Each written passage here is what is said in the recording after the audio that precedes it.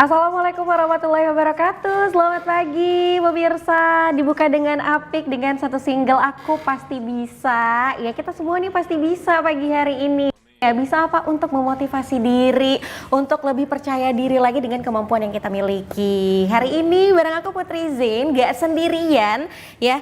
Seperti biasa pemirsa, ngopi ngobrol penuh inspirasi, santai tapi berkualitas. Jadi hari ini kita menghadirkan narasumber yang tetap santai ini dari pembawaannya, gestur tubuhnya tuh santai sekali, tapi banyak sekali informasi-informasi yang berkualitas yang pastinya akan kita dapatin hari ini. Kita sudah mengundang Bapak Rahmat Junaidi. Jadi gelarnya ini panjang ya. Kita ulang lagi, Bapak Rahmat Junaidi STCPM CMLP MCH. Itu ternyata sertifikat kompetensi ya Pak ya. Jadi Pak Rahmat ini selaku konselor juga motivator.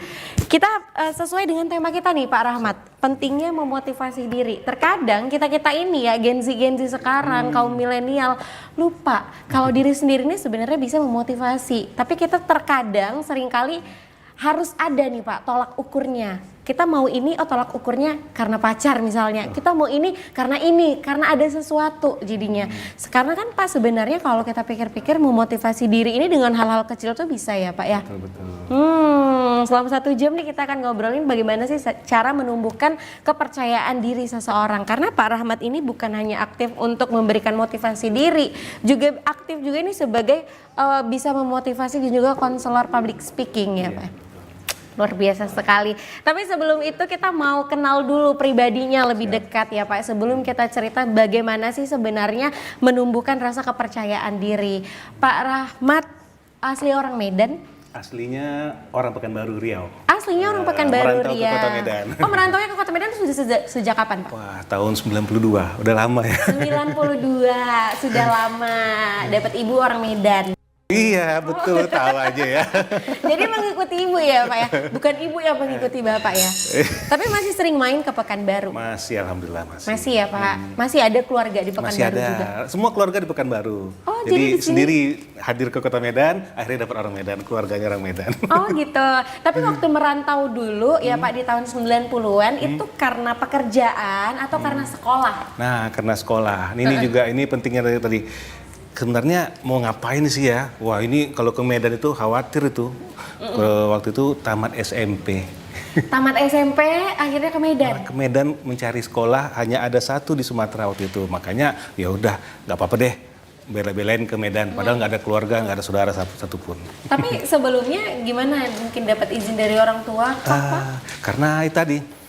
Sebenarnya yang penting dalam hidup kita itu yang memotivasi tadi, kita tujuan motivasi kan, karena adanya tujuan. Nah, waktu itu mungkin pemirsa di sini kan kalau kita yang tamat SMP bingung ya, masih tamat SMP, tamat SMA mungkin makin bingung mau kemana. Nah, kadang ini yang membuat kita ya merasa down, merasa nggak jelas tujuannya. Nah, sebenarnya tujuan ini, nah jadi kalau pertanyaan tadi kenapa? Karena satu-satunya sekolah yang ada harapan yang ya Masya Allah waktu itu namanya, boleh disebut namanya? Apa Pak sekolahnya? Ya, waktu itu hanya ada satu di Kota Medan dari Pulau Sumatera, itu tuh STM Telkom. Jadi karena ada tujuannya jelas, kata orang tua, ini kamu kalau ke sini ya insya Allah, nah itu kan tenang untuk kerjaannya. Nah jadi ketika itu disampaikan orang tua, ya mau gimana ya, awalnya juga mikir nggak ada siapa-siapa di Kota Medan, nanti dapat apa ya, khawatir lah pokoknya. Tapi alhamdulillah karena adanya tujuan, saya akhirnya termotivasi. Oke, saya siap, insya Allah saya akan dapatkan seperti apa yang disampaikan orang tua tadi, kerjaan yang enak gitu. Juga sudah dapat restu dari orang tua gitu iya, ya Pak. betul. Akhirnya selamat SMP memberanikan diri untuk ke Medan, ke SMA ya Pak. Terus apalagi yang dilakukan dan pada akhirnya menetap Pak, dan dapat jodohnya tuh di Medan juga. Betul. Nah itu dia, ketika kita sudah melakukan satu hal, kita punya tujuan yang jelas. Ketika tujuan yang jelas itu, akhirnya kita sungguh-sungguh. Nah, 3 tahun saya nggak lewatkan waktu untuk melakukan aktivitas belajar. Kenapa? Nah, disinilah kita perlunya merancang apa target hidup kita, tujuannya. Nah, saya waktu itu memulai waktu itu karena tadinya, wah ini enak kerja nanti. Jadi saya nggak mikir panjang. bagaimana kalau tamat sekolah langsung kerja, enak nggak? Iya benar, enak ya Kerja Pak. dulu, dapat uang dulu gitu kan. Nah itu saya pikirkan, jadi betul-betul 3 tahun saya lakukan pembelajaran di sini. Dan singkat cerita alhamdulillah ada kesempatan, nah ini juga pentingnya ya. Ketika ada peluang, ada kesempatan yang diberikan, maka langsung action, langsung ambil tindakan. Nah, itu apa? Ketika tamat, itu ada diberikan list. Nah, list perusahaan yang mungkin akan menerima kita untuk bekerja. Walaupun itu belum tentu diterima, tapi Ya, benar. kemungkinan. Nah, akhirnya saya langsung mengirimkan lamaran. Nah, mungkin beberapa teman masih bingung, karena tadi banyak kan anak muda mau kemana, nggak jelas, mau kuliah, kerja, atau yang ketiga kawin katanya pula kan. Jadi jangan sampai ya. Nah akhirnya kalau saya pilih yang kerja, dan betul begitu saya kirimkan lamaran, saya nunggu, sempat juga magang waktu itu, sudah kembali ke Pekanbaru waktu itu, magang, dan alhamdulillah diterima panggilan untuk tes. Oke. Nah singkat cerita saya dites, alhamdulillah lulus gitu. Oke, jadi memang sudah ada opsinya ya Pak. Kalau Iya. nggak ada opsi 1, kita bisa kedua. Kalau nggak ada 2, bisa ada opsi ketiga. Itu namanya motivasi ya Pak ya. Motivasi dirinya Motivasi jelas yang ya. pertama itu, 2 ini, 3 ini gitu Betul. ya Pak. Tapi jelas gitu yang pertama itu harus kuatkan tekad kita di sana harusnya. Dan gitu. pada akhirnya memiliki pemikiran saya selesai sekolah harus bekerja, itu motivasinya dari diri sendiri atau mungkin dari orang tua Pak? Nah, itu motivasi penting adalah dari diri sendiri. Orang tua sebenarnya hanya memberikan jalan, tapi yang penting bagaimana kita tentang tujuan hidup kita, mau kemana kita, itu kita sendiri yang menentukan. Jadi bukan orang tua. Jadi kalau kebanyakan terkadang ngikut orang tua aja lah gitu. Iya. Nah, itu sebenarnya nggak tepat. Apalagi kalau ngikut tadi, aduh ngikut pacar, astagfirullah, itu jangan sampai. Jadi ketika kita dalam perjalanan ini harus jelas tujuannya kemana. Nah, diri kita yang menentukan. Orang tua nanti mengaminkan atau meridoi. Ya, itu yang penting sebenarnya. Iya. Gitu. Tapi gimana Pak mungkin caranya ketika kita ingin sesuatu tapi belum dapet nih ridhonya dari orang tua. Itu kan yang paling pertama ya Pak ya. Iya, betul. Banyak orang bilang kalau nggak diridhoi sama orang tua nanti jalannya agak susah nih gitu. Itu gimana sih Pak mungkin cara meyakinkan lah, kita katakan sebagai anak kepada orang tua untuk meyakinkan pilihan kita tuh memang sudah benar dan sudah sesuai dengan apa yang kita mau tuh seperti apa sebenarnya Pak? Ya, baik. Nah, ini kalau kita bicara ini kan ngobrol santai ya. Saya punya pengalaman sendiri juga kalau itu. Iya, silakan Pak. Bagaimana Pengalaman apa tuh Pak? Kalau kerja alhamdulillah langsung diridhoi. Ya, jadi siapapun kalau memang tujuannya itu jelas dan itu benar, maka insya Allah orang tua ridho. Jadi bagaimana supaya orang tua ridho? Pastikan apa yang akan kita lakukan itu adalah posisinya adalah yang benar. Dan ketika kita melakukan yang benar dan itu jelas ya tidak ada pertentangan dengan kehidupan lingkungan, orang tua, bahkan sampai kepada agama. Jadi kalau tidak ada yang bertentangan, insya Allah orang tua akan ridho. Tapi pernah saya pengalaman orang tua agak berat melepas. Tapi ini cerita tentang saya, nggak apa-apa ya? Gak apa-apa Pak. Karena ini mungkin jadi contoh, mungkin motivasi bagi orang yang memang mau sesuatu hal target yang berbeda. Ya saya punya prinsip waktu itu memang punya target lah merancang kalau berumur 40 saya ingin bermanfaat buat banyak orang. Nah, dulu saya nggak tahu tuh ada dalilnya hadis rupanya. Kalau sekarang saya paham yaitu khairunas anfa'uhum linnas, sebaik-baik manusia adalah bermanfaat buat banyak orang. Nah, saya waktu itu hanya berpikir bagaimana agar bisa bermanfaat buat banyak orang. Ketika saya kerja, waktu itu 22 tahun saya bekerja 22 dan tahun saya sudah bekerja. mencoba untuk memajukan diri. Memajukan diri ini maksudnya resign. Oke. Ya kan memajukan, lebih maju kita jadi yang mengambil pilihan yang lebih hebat gitu. Tapi ternyata orang tua nggak setuju. Nah, di situ Nggak setuju karena resign. Iya. Alasannya Nah, kenapa? tadi kan udah dapat uang jelas gitu. Iya. Nah, kita malah berhenti ya. Nah, ini mungkin bagaimana caranya, kan pertanyaannya bagaimana caranya untuk orang tua supaya mau menerima. Nah, kita itu sebagai anak harus punya persiapan juga. Ketika kita memilih ini, apa dasarnya dan ini kita siapkah? Kalau kita bilang saya mau seperti ini karena alasannya A, B, C lengkap. Kemudian tujuannya ini A, B, C lengkap. Nah, nanti orang tua juga bisa melihat kalau benar seperti arahan dan benar tidak ada yang salah, itu benar dan kita semangat, kalau bahasa sekarang passionnya di sana, maka itu insya Allah orang tua akan mengikuti. Walaupun mungkin awalnya berat ya, karena kehilangan uang bulanan barangkali ya, tapi dengan saya yakinkan insya Allah ya bisa menerima. Nah, begitu. Jadi memang kita juga sebagai orang tua pun nanti harus yakin dan percaya ya. Betul. Karena setiap manusia itu pasti ada rezekinya. Iya, betul. Gitu Nah, ya. itu nanti kalau ke sana lebih jauh lagi tuh rezeki. Aduh, lebih jauh lagi, lebih dalam lagi. Lebih dalam nih. lagi.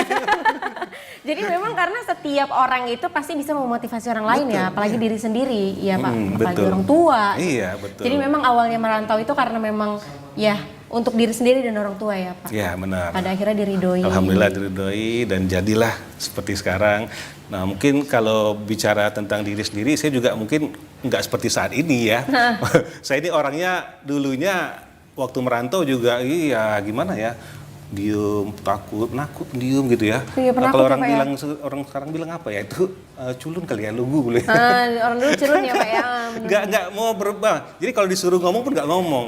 Tapi gitu. sekarang kok ngomong aja nih kan. Tapi alhamdulillah itulah kebahagiaan yang dirasakan orang tua. Ya, kita kan memotivasi diri ini bagaimana supaya bisa berubah. Nah, itu saya tunjukkan kepada orang tua. Saya buat acara di Pekanbaru itu tuh di panggung, dia buat seminar. Iya, itu orang tua saya naikkan, seru naik ke depan. Wah, itu bahagianya gitu ya. Karena Nah, mungkin itu- dulu orang tua tahu, oh ini kan nggak anak tahu. saya pendiam Iya, nih gitu. nggak pernah ngomong gitu. Kok bisa berubah gitu. Nah, itu memotivasi dirinya itu luar biasa kalau itu emang. Jadi waktu itu yang di Pekanbaru itu ngebuat acara apa, event apa waktu itu Pak? Nah, waktu itu saya ada judulnya Kembali ke Titik Nol. Nah, itu saya buat event, ya saya hadirkan orang tua. Itu Masya Allah, nih itu kebahagiaan ya itu sama. Jadi banyak yang saya lakukan yang membuat orang tua ya, contoh, nih kebetulan kalau saya setiap Idul Fitri kan pulang, Ramadan. Nah, Ramadan tuh ada kesempatan biasanya ngisi khutbah kan. Itu saya ngisi, orang tua kaget, loh ini kok bisa naik mimbar gitu. Jadi apa ya, perubahan-perubahan ini, nah itu kita semua bisa ya, tadi kita semua bisa, nggak ada yang nggak bisa, yang penting ada kemauan gitu. Benar-benar, karena memang dari awalnya mungkin orang tua tahu ini anakku aja ketemu sama orang takut gitu Iya, ya, Pak. betul, itu Ini dia. kok bisa tiba-tiba ngomong di atas stage yang besar, audiensnya banyak gitu. Betul. Pasti kan sebuah keajaiban bagi orang tua nih, Betul kok banget, anakku ya. bisa gitu. Iya. Tapi karena sudah memotivasi diri. Tapi Pak, dengan banyaknya mungkin kegiatan, apa yang Bapak capai saat ini bisa bermanfaat bagi orang lain yang Bapak inginkan gitu ya, dan akhirnya terwujud. Dulu Pak, kita flashback dulu. Dulu tuh waktu mungkin SMP, waktu SMA, untuk jadi yang sekarang, dulunya cita-citanya pengen jadi apa Pak? Ya mungkin kalau cita-cita sama seperti kebanyakan anak-anak sekarang, Dokter. bingung mau kemana. Ya kalau dulu ternyata waktu masih kecil zaman kami itu mungkin presiden, dokter gitu kali ya. Tapi begitu masuk ke bangku SMP mungkin bisa sama dengan anak-anak bingung mau kemana. Masuk bangku SMA mau kemana, kuliah di mana gitu, mau jadi apa. Nah ini memang kalau saya waktu itu nggak kebayang kalau seperti sekarang jadinya. Saya bisa ngomong di depan, saya bisa menjadi seorang motivator, bahkan ya terakhir spiritual motivator, spiritivator brandingnya, kemudian jadi trainer, bahkan sekarang konselor bantu orang. Nah itu nggak nyangka. Jadi kalau ditanya dulu cita-citanya apa, cuman satu yang teringat pesan orang tua. Nah ini buat kita ya, kita pribadi, orang tua ini penting kita dengarkan apa katanya, dan ketika itu saya ingat kali waktu itu saya masih kecil juga. Zaman waktu itu masih SD, berarti tahun berapa itu, 80-an. Jadi kalau waktu itu saya suka ngelihat ada pesawat lewat, itu jarang-jarang pesawat kan, tahun 80-an. Itu saya suka tuh ngelihat, lari keluar rumah nengok pesawat kan. Orang tua bilang, mau nggak terbang naik pesawat? Kamu kerja yang enak, kamu bisa kemana aja terbang. Dan alhamdulillah dengan tadi saya mau mengikuti kata orang tua, hijrah ya, merantau ke Medan, dan betul begitu saya selesai sekolah, saya itu terbang dari satu kota ke kota lain. Oke. Gitu. Itu yang tercapai. Tapi kalau jadi apa akhirnya nggak nyangka sih seperti sekarang. Nggak nyangka seperti ini dan bisa bermanfaat bagi orang Bagi banyak orang lain, gitu ya. Pak. Jadi memang masih teringat mungkin pesan-pesan dari orang tua ya, kamu pengen nggak terbang gitu. Iya, betul. Dan ternyata sudah berkiprah sayapnya ini Pak, Alhamdulillah. sudah kemana-mana ya. Bahkan sudah menjadi pebisnis tour travel juga gitu. Woi, ya ampun. Ternyata selain motivator juga pengusaha ya Pak. amin. Dan memang tidak ada yang kita tidak bisa menerka-nerka jadi apa Betul. kita 5 tahun ke depan, Betul. 10 tahun ke depan. Itu tergantung kita ya Pak. Iya, benar. Tapi mungkin Bapak melihat sudah banyak sekali ya, punya murid juga benar ya Pak? Benar ya. Punya ini juga sekolah atau kelas gitu? Kalau enggak, kelas-kelas saja saya buat, terus pernah ngajar juga. Pernah ngajar juga, itu kelasnya di bidang apa Pak? Kalau saya kembali ke sekolah saya di Telkom, saya mengajari ilmu yang mungkin nggak umum, yaitu satelit. VISAT namanya. Jadi VISAT itu tentang satelit, bagaimana menghubungkan antar kantor perusahaan menggunakan satelit tersebut. Nah, jadi komunikasi ya menggunakan satelit. Nah, itu satu. Terus ada juga beberapa kelas yang saya buat sendiri. Itu ada kelas public speaking, ada kelas digital marketing, ada kelas-kelas yang tentang perubahan diri, transformasi diri, dan itu semua bisa sampai sekarang ini saya masih lakukan. Bahkan saya ada berapa orang, 2, 3 orang, 5 orang itu saya bisa terima. Karena saya ingin bermanfaat buat banyak orang, bisa merubah orang, itu sudah alhamdulillah gitu. Berarti untuk kelasnya ini private ya Pak ya? Ya, private class, memang khusus. Private. Jadi berapa aja siap saya lakukan untuk membantu mereka. Mau kita satu grup gitu, bawa teman-temannya bisa. gitu ya? Ya kalau rame kita buat biasanya di hotel, tapi kalau sendiri ada tempat saya di Simpang Layang di Medan Tuntungan. Situ gitu. saya sekarang.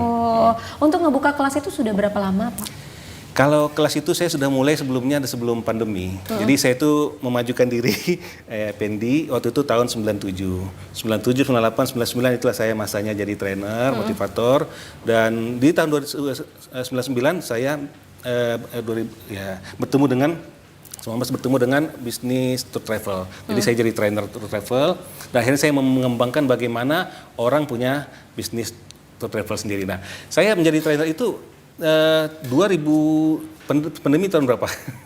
2020 kan. Nah, di sana mulai tuh satu demi satu training dibatasin, terbang tiketing dibatasin. Nah, itu disitulah saya off. Jadi kalau ditanya kapan mulainya, sejak 2017, 18, 19 efektifnya. Baru jalan lagi 2024 ini. Oke, nah pemirsa kita masih ada segmen lagi untuk mengupas lebih dalam seperti apa sih kalau teman-teman ingin jadi motivator, konselor, apa yang harus kita lakukan.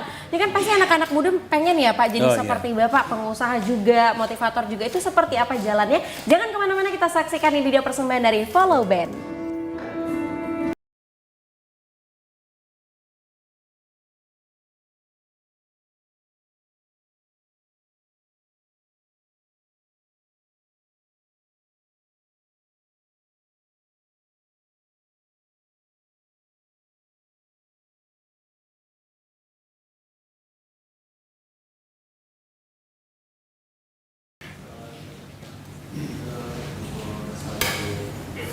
Nah, pemirsa masih bersama kami di Ngopi Ngobrol penuh inspirasi, santai tapi berkualitas. Masih bersama dengan Pak Rahmat Junaidi selaku pengusaha, motivator, konselor.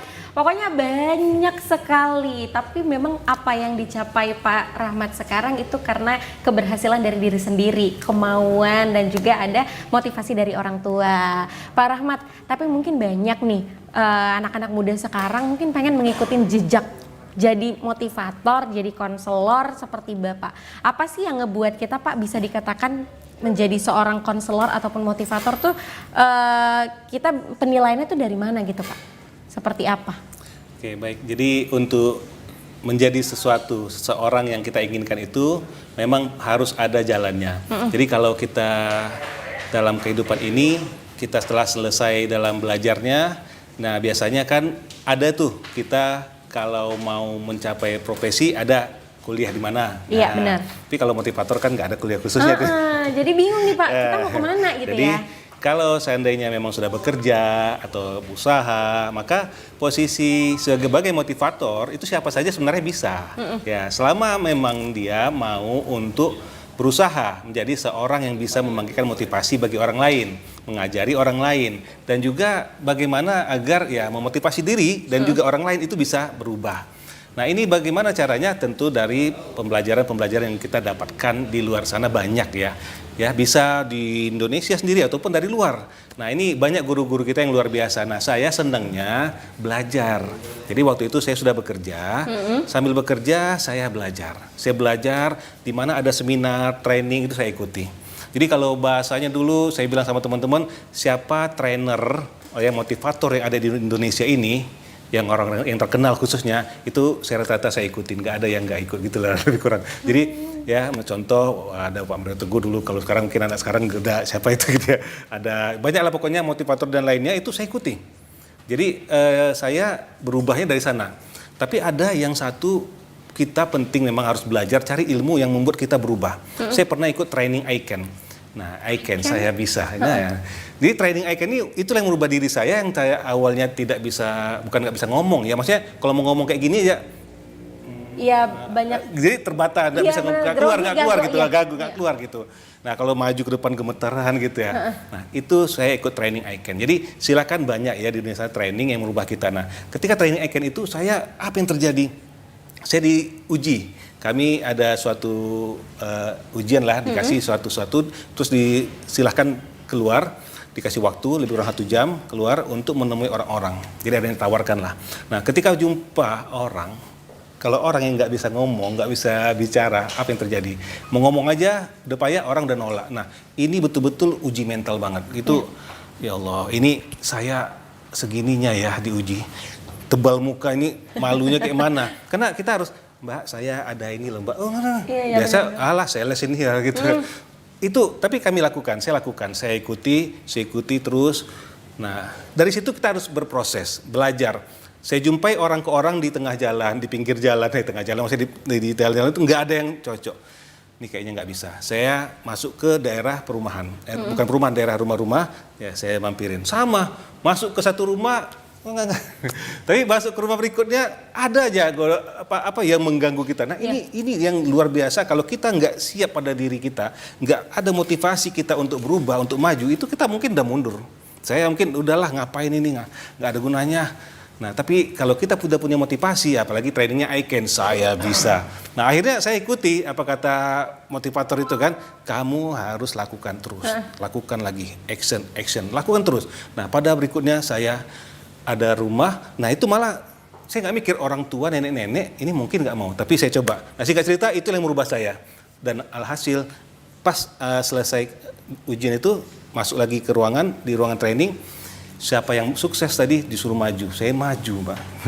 Kayak bayangkan maju, memang nggak pernah nggak ngomong, belum ada PD-nya, tapi disuruh maju, terpaksa maju. Habis itu rupanya disuruh pegang mic, wah itu gemetaran.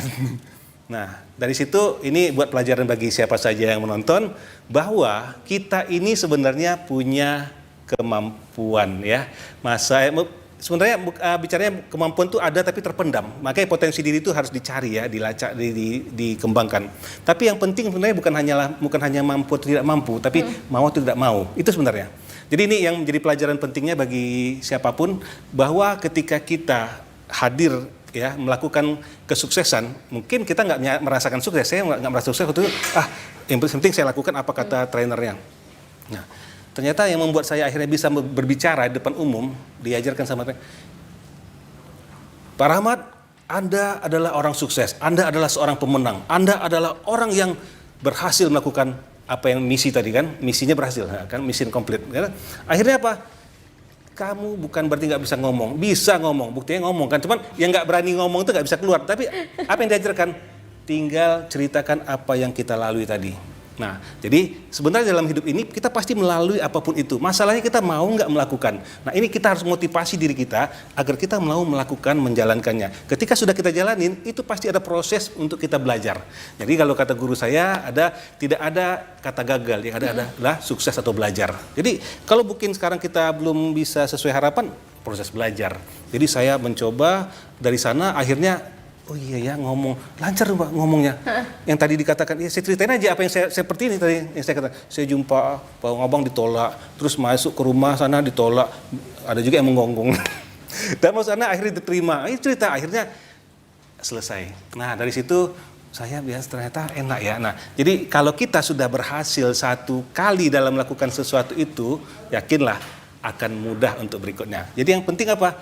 Mencobanya Mbak. Bagaimana kita mau mencoba, terus mencoba action, maka insya Allah akan berhasil.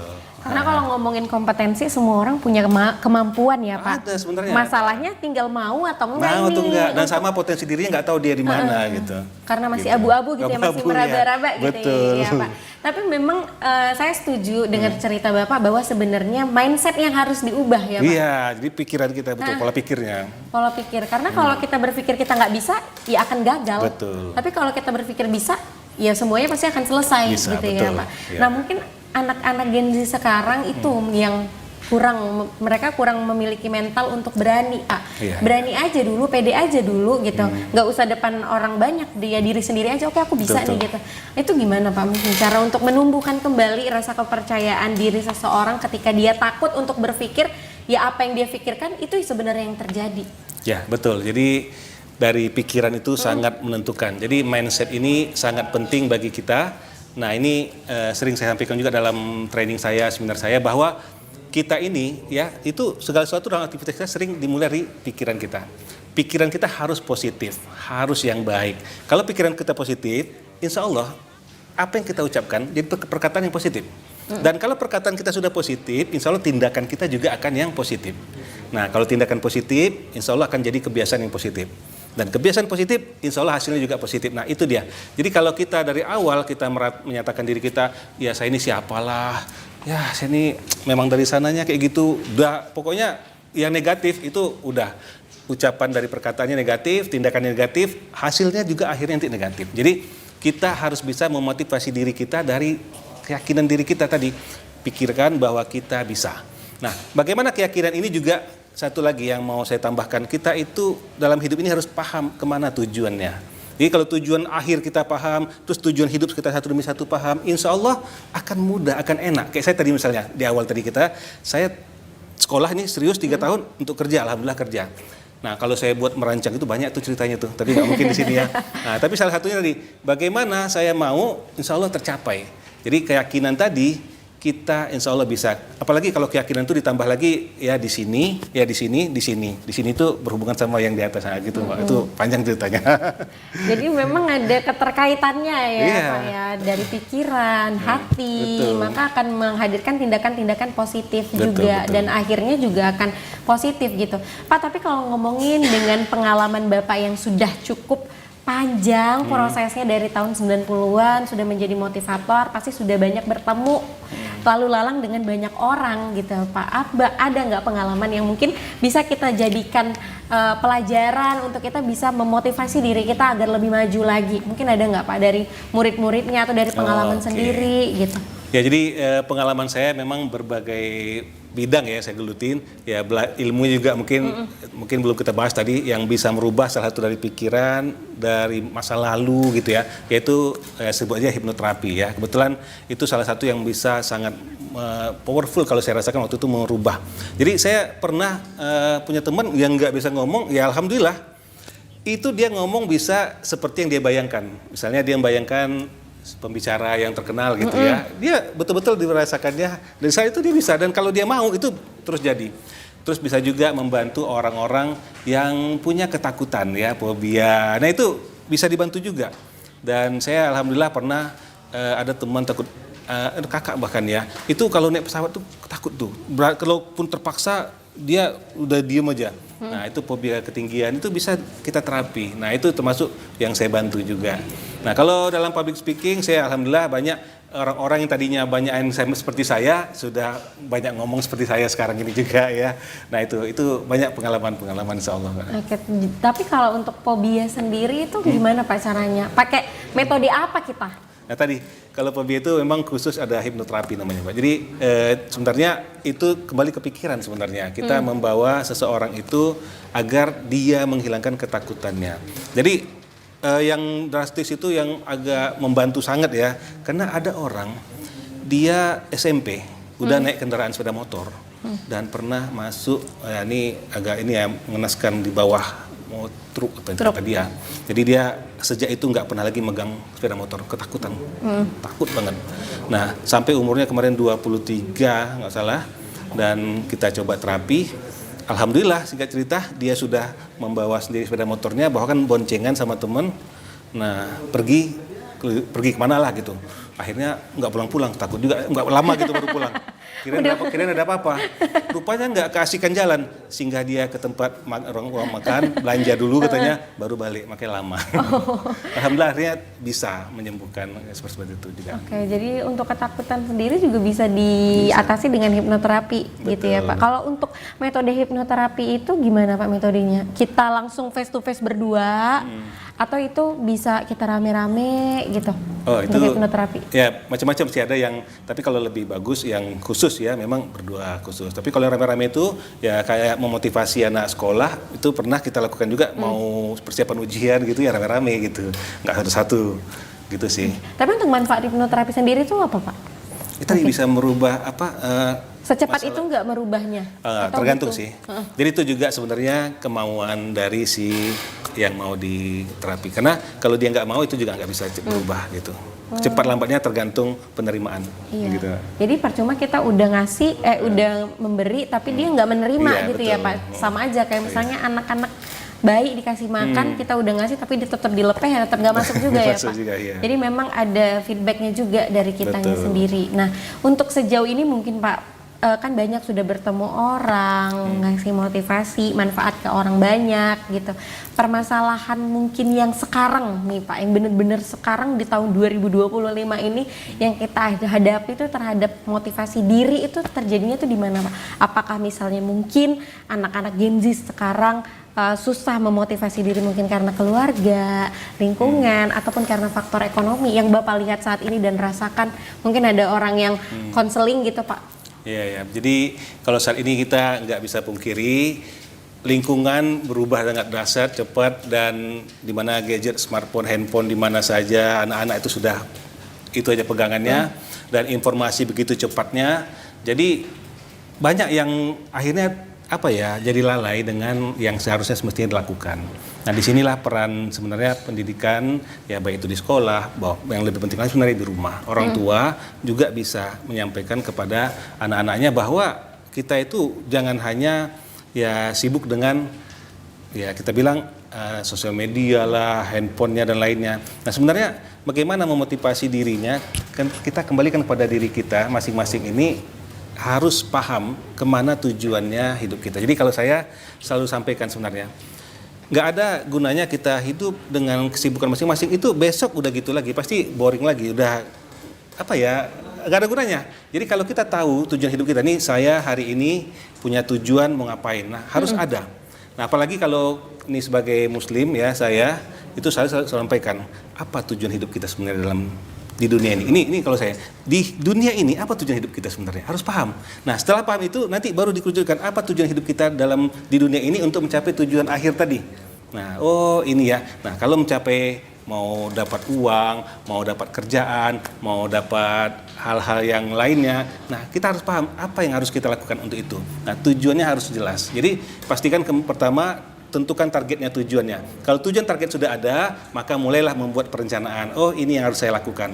Nah, makanya kalau saya ada juga kelas mentoring, itu di mentoring atau ada kelas coaching. Jadi kalau coaching untuk membantu orang apa masalahnya insya Allah bisa diselesaikan, di mentoring sama-sama, yuk saya punya program ini. Contoh, nih mau kesulitan apa sekarang? Ayo kita sama-sama kita rubah. Nah, ayo sama-sama kita jadi mau sukses, ayo sama-sama. Itu saya juga ada program mentoring.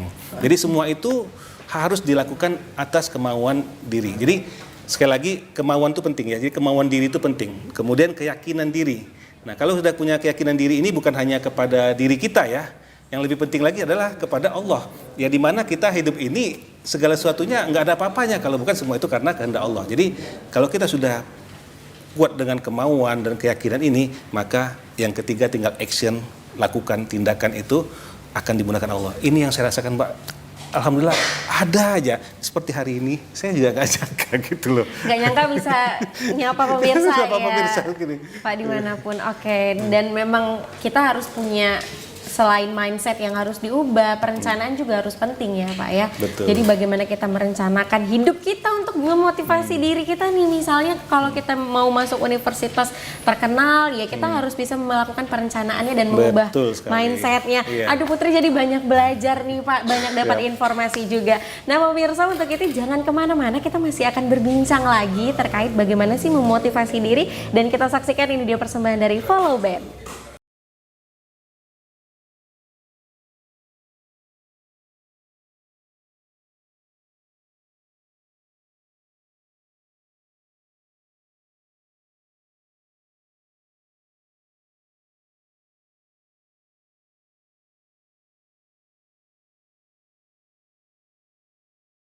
Nah pemirsa balik lagi di Ngopi, ngobrol penuh inspirasi, santai tapi berkualitas. Sangat berkualitas obrolan kita pagi hari ini ya Pak, kita jadi tahu bagaimana sih cara memotivasi diri bukan hanya untuk kita kaum Gen Z, milenial, tapi semua orang.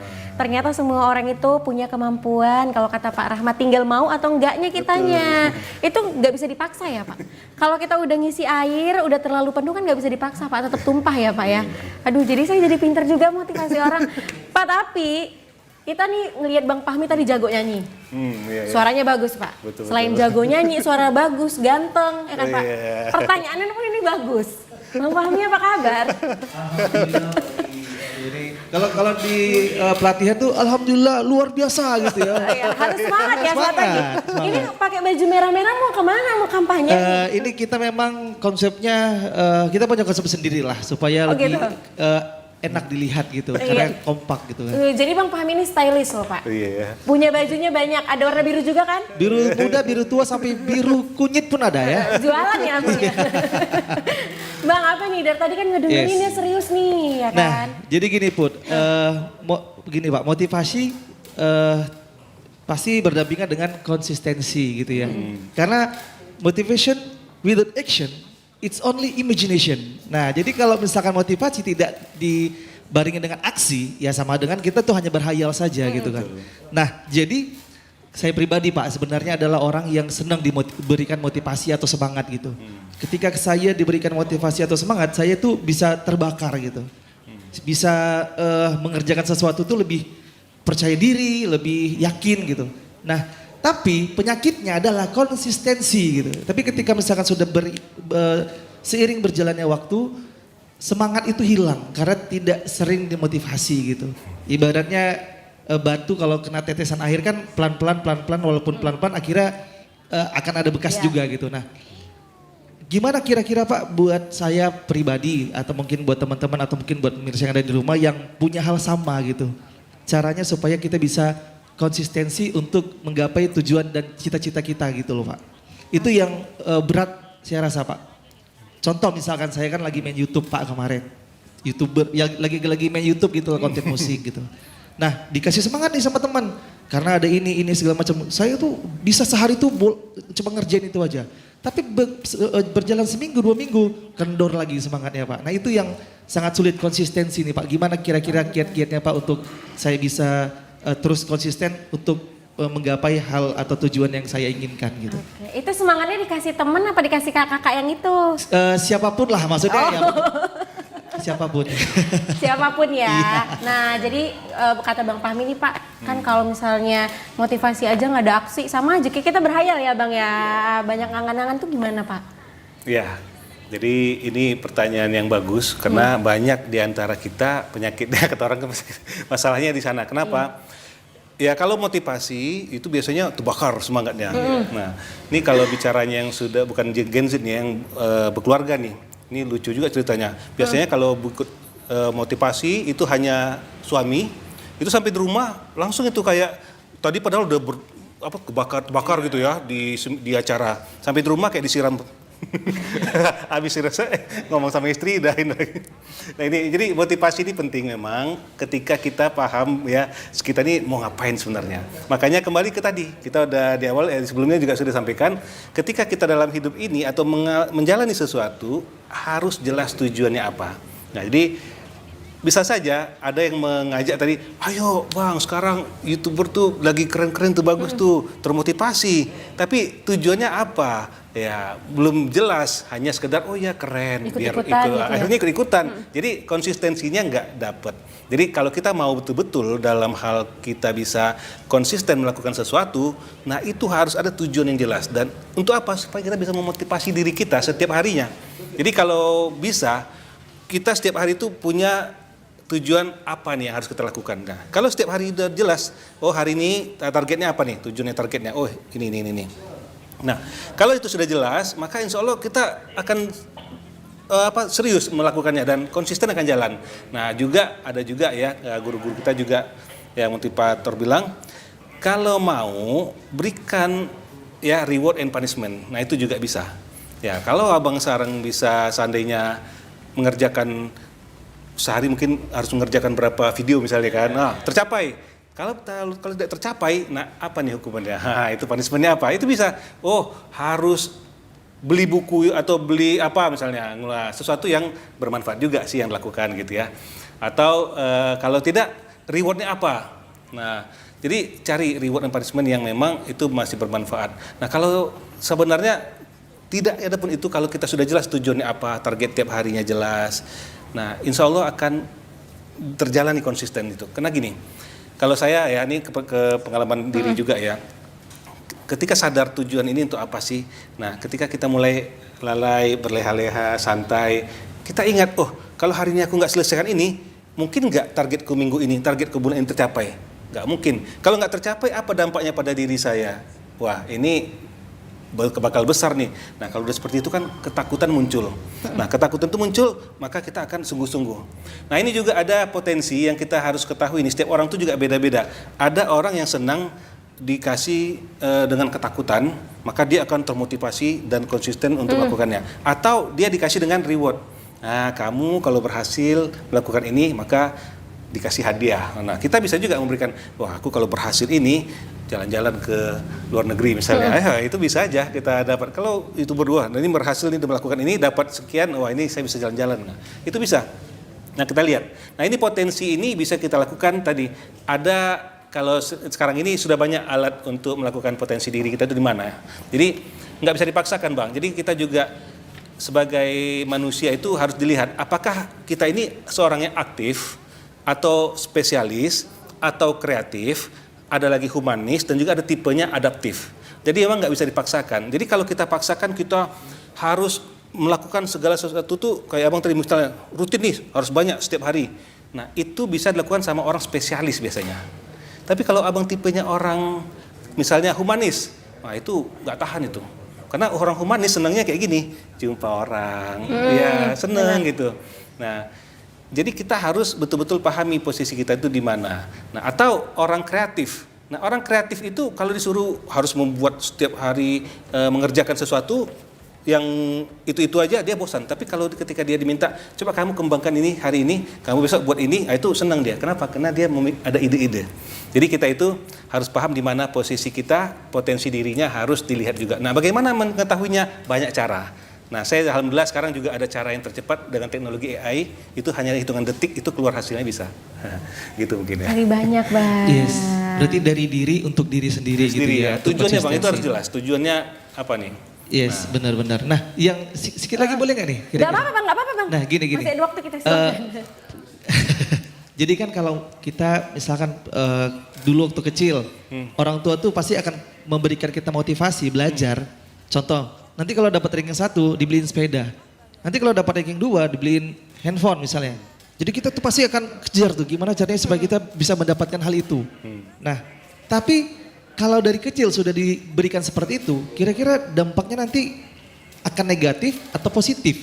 Negatif takutnya kan misalkan kita kayak males lah melakukan hal ini, orang gak ada feedbacknya kok. Iya gitu. Atau mungkin dari situ kita belajar, oh ternyata hal yang dikasih sama orang tua dulu itu tujuannya tuh ini nih gini. Itu kira-kira kalau dari kecil sudah diberikan hal-hal seperti itu jadi positif apa negatif Pak sebenarnya Pak? Ya, jadi kalau bicara itu memang hasilnya bisa saja positif, bisa saja negatif sebenarnya. Karena tadi benar sebenarnya bilang kan kalau seandainya si anak tadi bisa melihatnya dari sisi, oh iya ini adalah suatu penghargaan bagiku, berarti aku harus bisa berbuat yang terbaik selalu. Dan begitu dalam hidup ini, aku akan berbuat yang terbaik, aku yakin bisa dapatkan apapun yang aku mau seperti yang orang tua aku berikan misalnya. Nah seperti itu, ya bisa saja ada juga yang negatif. Udah enak kali pun dah, tadi negatifnya kayak gitu apa tuh? Pokoknya ada saja pokoknya yang bisa kita hasilkan dari apapun yang terjadi itu ada positif negatif. Nah dari segi motivasi sebenarnya kita harus ketahui juga anak kita ini senangnya sebenarnya diberikan punishment tadi atau reward. Karena beda-beda. Ada orang yang memang ternyata dikasih pun dia hadiahnya sepeda, tapi dia nggak ngejar gitu. Udahlah biasalah sepeda aja kok katanya. Tapi kalau dikasih dia kamu tidak boleh kalau sekarang nggak boleh pegang handphone, ketakutan. Handphone penting bagi anak sekarang. Nah, dia akan berusaha belajar misalnya. Nah, itu nggak semua orang. Ya tipe ini itu bisa dilihat dari potensinya tadi, bakatnya. Jadi bisa ditahu juga. Atau kalau nggak pun pakai tes potensi diri, bisa juga mengetahui anak ini lebih cenderung kemana nih. Kalau kita kasih iming-iming, dia semangat. Atau kita takut-takuti, dia baru semangat. Nah, nanti jadi kalau punya berbeda, anak, ya, berbeda. Nanti kalau punya anak gitu juga Bang, disesuaikan.